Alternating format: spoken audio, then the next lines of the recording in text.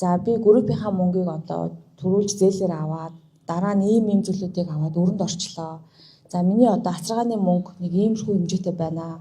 Эсвэл одоо манай гэр бүл нэг хүн хөгжлийн бэрхшээлтэй учраас би хажуугаар нь ажил хийх хэрэгтэй байна.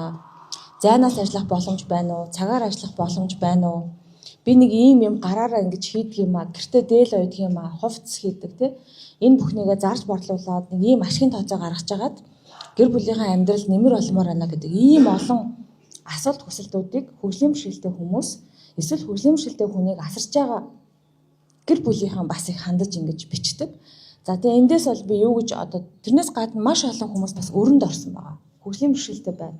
Дахиад гэр бүлдээ нэг хүний асарна, халамжлна. Эмийг авна, хэрэгслийг нь авна.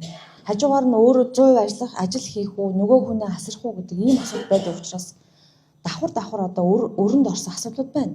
Зарим эмүүд нь олдохгүй учраас эмээ авахын тулд, зарим хэрэгслээ авахын тулд зээлж авч байгаа асуудлууд байна.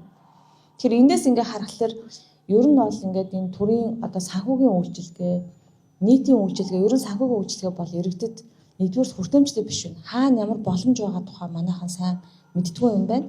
За нөгөө талд энэ боломжтой үйлчилгээнүүдээ төр болон ер нь энэ санхүүгийн үйлчилгээ эрхэлж байгаа байгууллагууд бүх хүнд хүртээмжтэй хүрэхгүй байгаад бас асуудал байж болох юм байна гэж үзээд бусад орнуудын туршлагыг судалж үзлээ.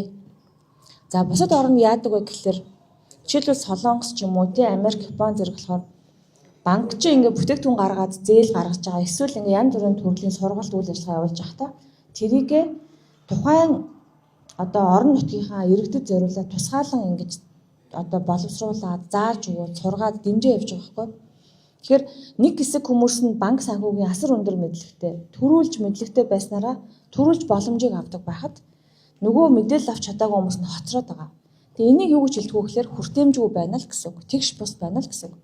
Монгол банкуд бүгд энэ санхүүгийн боловсролд анхаарч харилцагчтай санхүүгийн боловсролтой болгохын төлөө хөтөлбөр одоо хөгжүүлж ажиллаж байгаа. За өнөөдөр бид одоо Монгол банкнаас сурагч багш нар Сүхбаатар аймаг Зүүн аймагта ялангуяа энэ хөгжлийн бэрхшээлтэй зорилттой бүлгийн өргө толгойлсон ээжнэр ахмадуудад санхүүгийн боловсролын санхүүгийн хуримтлал бий болгох санхүүгийн мэдлэгийг хүртээмжтэй өгөхийн төлөө бол өнөөдөр уулзалт одоо сургалт зохион байгуулж байна.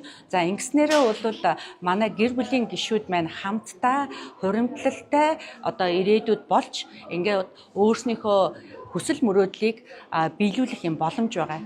Ийм учраас гэр бүлийнхэн маань хэмнэлтийн горимд орж хүсэл мөрөөдлөө биелүүлэх хуримтлалыг одоо багаас нь эхлэх хэрэгтэй. Бага наснаас нь тэгээ гэр бүлийнхаа хамтдаа болоод хэрэгжүүлж эхлэх юм бол болохгүй зүйл гэж одоо огт байхгүй гэж үзэж байна. За хуримтлалаа одоо яаж аривжуулах уу, яаж одоо илүү их өгөөжтэй болох уу гэдэг энэ одоо хувьцаанд хөрөнгө оруулах уу, үйл хөдлөлгөөд хөрөнгө оруулах уу, алтан валют одоо хөрөг оруулах уу гэд нарийн ийм гоё мэдээллүүдийг өнөөдөр одоо аавна гэж ойлгож байгаа.